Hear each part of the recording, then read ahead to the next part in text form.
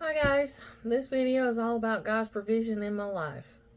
This is how He put some people in my life to help guide me, protect me, and lead me into a relationship with the Lord.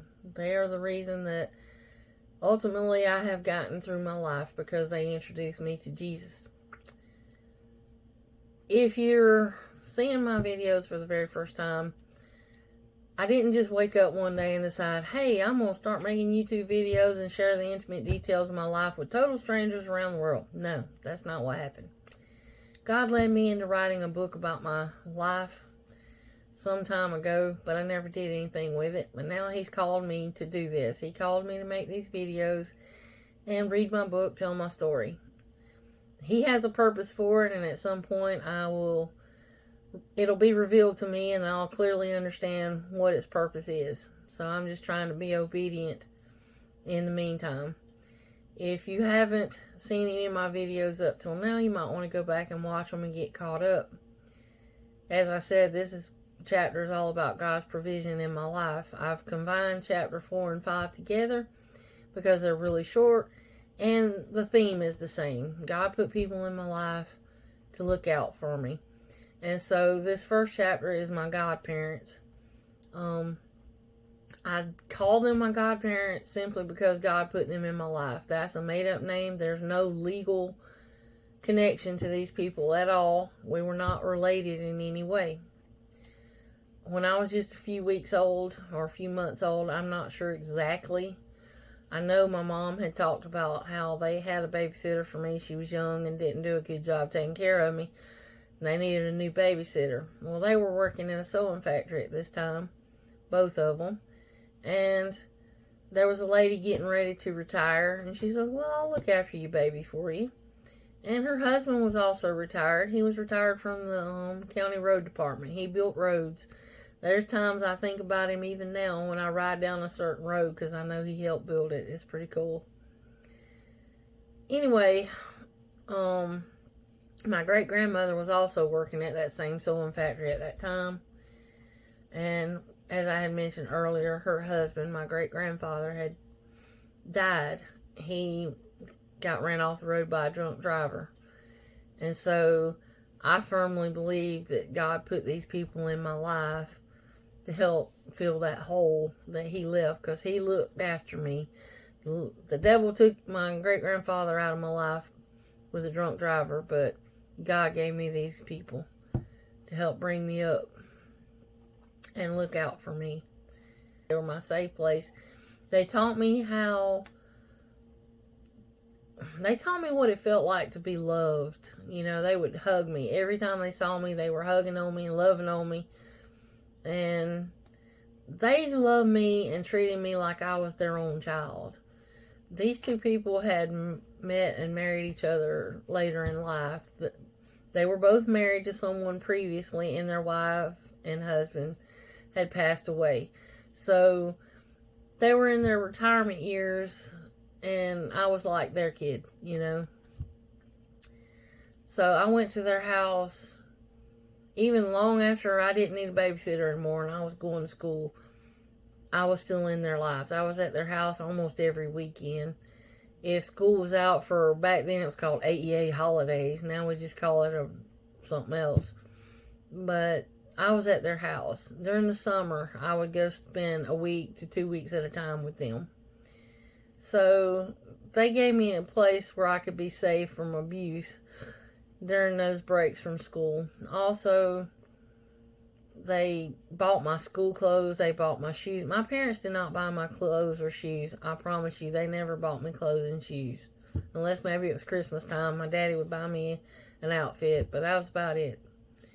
They gave me money. Every Sunday I went home because I had to go to school on Monday. They would make sure I had some cash in my pocket so I could buy my school lunch, and they would actually send food home with me so I could, you know, have some instant grits or something before I went to school. Of course, my granny also made sure we had breakfast when we were little. When I got older, you know, we kind of did our own thing. But anyway, they knew that when my uncles came to visit from the children's home, they left. They would come on Friday evening and leave on Sunday. When they left, the groceries. My dad would go shopping, but by the time my uncles left, the refrigerator was empty again. My uncles ate a lot. There was 3 of them. Anyway, my brother and I would eat mayonnaise sandwiches. If we were lucky, we had a piece of lettuce to put in between the bread. That's actually not a bad deal, a lettuce sandwich. But there was a time when my dad lost his job. The sewing factory had closed down. And these 2 people brought groceries to our house. They were trying to Christian love, they were helping my dad out until he could get another job. And of course my mom worked there too. But my dad took all this food and threw it out in the yard, literally. It was like flour, sugar, things like that, some canned goods. And he was just full of pride and I can take care of my family kind of attitude. Well, I don't know where he went, but as soon as he left, me and my brother went outside and collected all this food and brought it back in the house. Some of it we took over to my granny's house and she cooked things for us. So, also when I were at my godparents' house, there were neighborhood kids that they would come together. So I had friends with the neighbor kids, and we all went to 3 different schools. Yeah, at least 3 different schools. And we would hang out at their house. She would give us tea and cookies and things like that. And we would play house, if you will. We would go out in the backyard with leaves in a pot. We're making soup. But anyway, my godmother, she also taught me how to quilt and sew and crochet. I made my first quilt when I was 8 or 10 years old, somewhere around in there. She taught me how to make pickles and fruit preserves, like with pears and figs. But I have spent most of my life hanging out with senior citizens, okay? I was not raised by my parents. That's what I tell people. I was raised by these senior citizens. When I turned 16, my godfather, he bought me my first car. My parents did not buy me a car. This man did. They had also started me a savings account when I was young. Every time they got paid, and they only got paid once a month with their Social Security and retirement benefits, and they would put a little money in that account every month for me. They even collected dishes for me and kept them in a chest. Like when they would go shopping, there was this incentive: if you buy so many dollars worth of food, you get a free plate or a free cup or whatever. And then it was flatware. And they collected an entire set of dishes and flatware for me that they put away for me. Their entire life was, or at least since I knew them, was making provisions for me because they knew that one day they wouldn't be there. So these are awesome human beings. But my godfather knew he was sick, and I think that's one reason. I remember him telling my granny that he wanted to make sure I had a car before he passed away.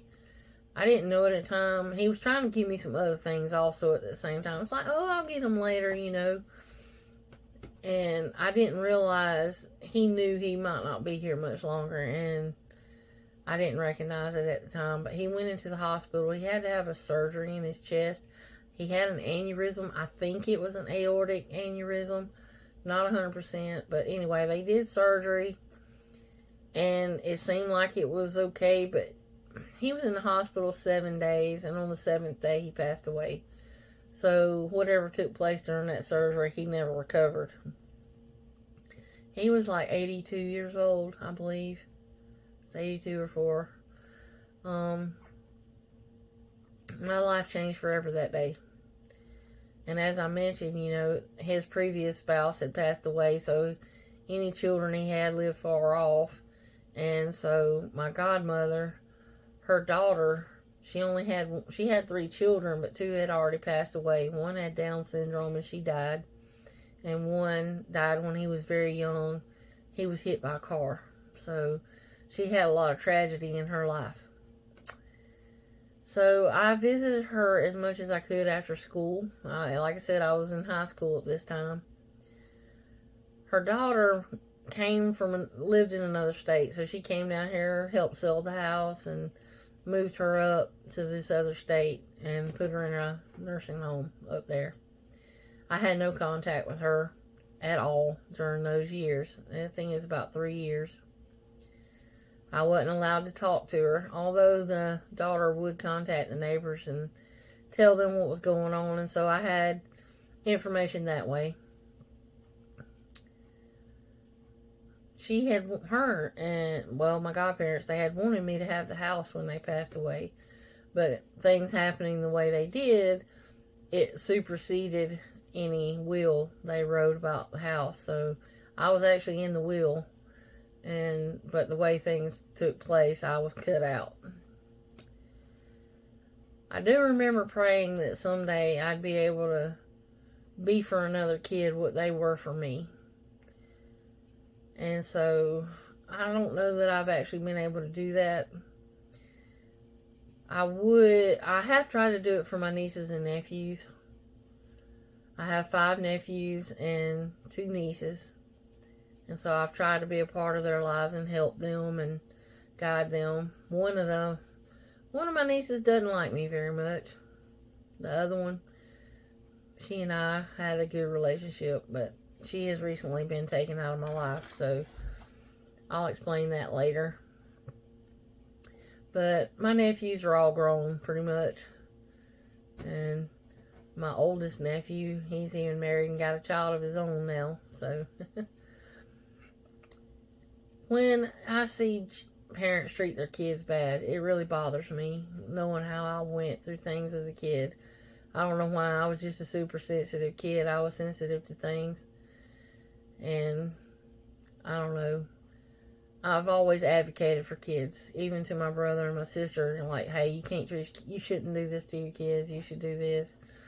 And maybe they didn't appreciate that. I'm sure nobody wants to be told how to treat their kids, but I wasn't coming from a place of trying to tell them what to do. I was coming from a place of, I've been through this and I can see I'm seeing what happens, you know? But anyway, I am living proof that a total stranger can make a difference in the life of a child. You don't have to be a parent to be a positive influence in that child's life. Here's 2 senior citizens that, took care of me and changed my entire world. They showed me love and self-worth, and they provided for me and gave me shelter when I needed it. They taught me about love, and they taught me about Jesus, and that was the biggest thing. They took me to church, they took me to Vacation Bible School, and all those things. So they, every Sunday morning, I'd wake up to gospel music on the radio, because that's what my godfather listened to. He'd get up and turn on his radio and read his Bible. His health got to so he couldn't really go to church. He had a bout of cancer and had to deal with some things with that. And so, but he still had church in his recliner on Sunday morning.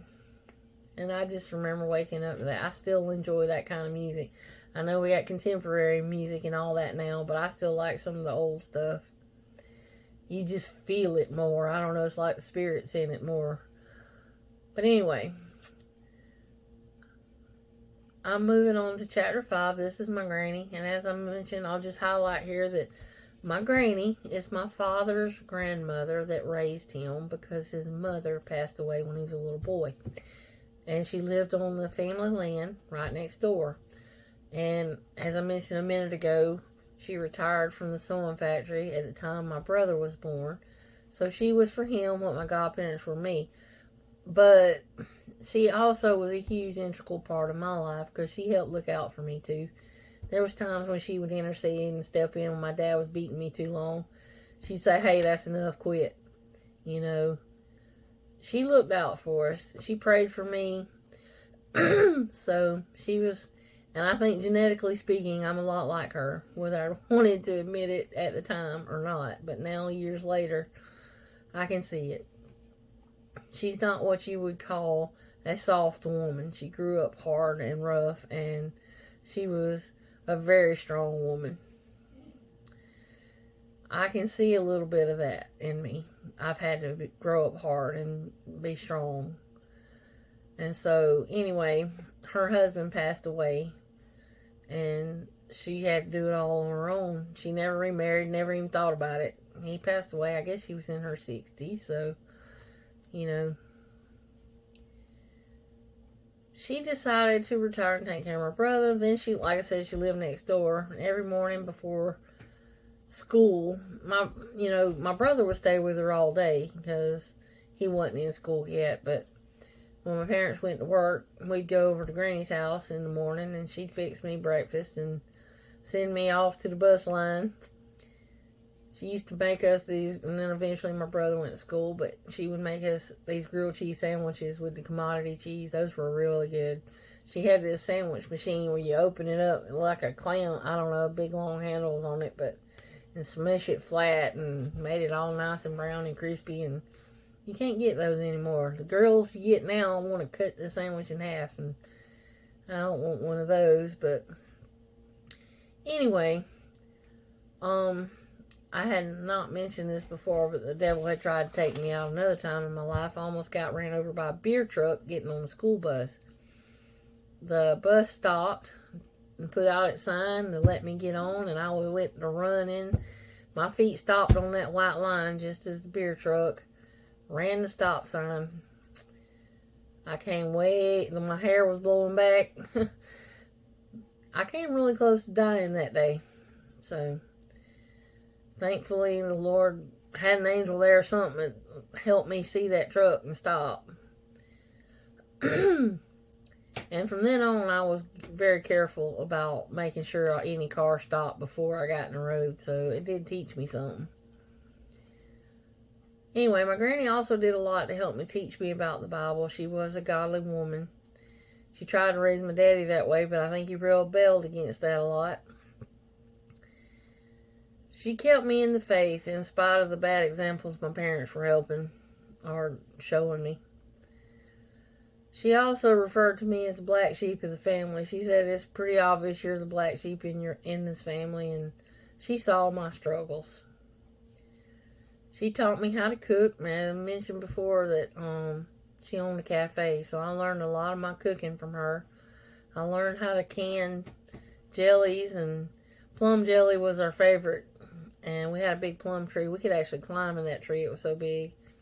But I remember squeezing the cheesecloth with the pulp and the seeds. And so she let me get my hands in there.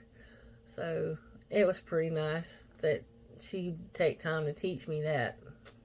Like I said, senior citizens, that's where I spent my life. And even now, the two of my best friends are in their 80s. So, and the one is in her 70s, and one is not much older than me. But anyway, point is, that's where the wisdom is. And so, I've always been raised by an older generation. We had a garden every year also. Granny taught us how to plant. My parents would help with that too, my dad. We would break up the garden. And my granny used a push plow. She didn't have no big tiller. My dad eventually bought a tiller, but she used the old school stuff. She would tell us stories about when she would have to use a plow behind a mule. So, anyway, she taught me how to put up vegetables. She also taught my brother and I how to kill and clean a chicken. She would wring their neck and then put him in that pot and pull all his feathers out. But she taught us how to clean them. My husband, he grew up in the city, so he didn't get much of the outdoors life. So when we got married, he went hunting, and they got a deer and brought it home. And he's like, "Ooh, I'm not sure how to clean this thing." My granny went out there and showed him how, to clean that deer, and so it's pretty awesome. He never forgot that. But growing up, extended family would come to Granny's house, at the holidays. We'd have more than one Thanksgiving because we'd have one at our house, and then we'd have one when all the family would come down. And then we'd have one sometimes with my mom's side of the family. So there was years when we'd have 3 Thanksgivings. One might be Thanksgiving Day, one would be Friday, and one would be on the weekend. But anyway, she taught me how to make her cornbread dressing. And that is a sticking point for my sister-in-law and her family. She gets so mad that she can't make it that way. My brother loves my dressing, and he would always try to sneak away and come over here and eat some. But he don't get to do that anymore because it created such a, I don't know why, but it just made her so jealous. There's things that other people can make, and this is not me bragging on myself, I promise, but you know, I just chalk it up to, well, you know, I just can't do it like she did and go on my way. But my sister-in-law, you know, it caused her a lot of anger. So anyway, at some point, my granny's she had 3 children. Her oldest daughter was my grandmother, which passed away in her early 20s. And then her daughter was the youngest. She passed away. She had some health issues. And so she had one son left. Her middle son, her middle child was her son. And he came one day and decided that, you know, she was getting older and she needed some assistance. And so he decided to move her to live with him and his wife. And then eventually they put her in a nursing facility. But Granny went with him. You know, she just said, okay, I'll go. She didn't fight him. And she started giving away all her stuff. She didn't fight it. You know, you can't take it with you when you go. I think she was at a point in her life where she was ready to go, honestly. But she lived over there with him for a few years. But she asked me what I wanted, and I told her I wanted her cookbook. And she went to the cabinet to give it to me, and it wasn't in there. And she's like, oh yeah, I loaned it to my brother's wife. So she went over there to get it from her, and my sister-in-law lied and said, oh, I don't have it anymore. Like, you know, before her daughter passed away, she had come down to help clean up her house, and so we kind of chalked it up to, well, maybe she took it. But anyway, Granny went ahead and moved over there. And one day, my sister-in-law called me on the phone. It was around Christmas time. Oh, I found this cookbook on eBay. It's just like Granny's book. I thought you might want to order one. She's kind of missing the point. But she proceeded in that conversation to tell me about how Granny's cookbook was starting to fall apart. And in that moment, she didn't realize it, but she admitted to lying. She lied to my granny. It ain't like I tried to get it from her. And my own granny said she wanted her own book back, and my sister-in-law lied to her. So she stole it from my granny, the way I looked at it. Granny didn't just give it to her.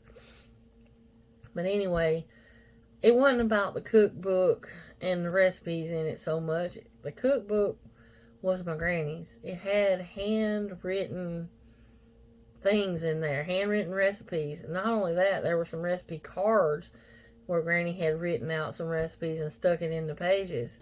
So, you know, my granny's fingerprints were on that book. And my granny wrote in cursive, and it was old school cursive, so I could actually read it and understand what it said. I don't know, some people can't. And so I could read her writing. But the point is, my sister-in-law cheated me out of what my granny wanted me to have. But that's okay. I walked away with some quilt squares and doilies. So I got a little bit of something to remember by. Not to mention all the pictures and memories. Now,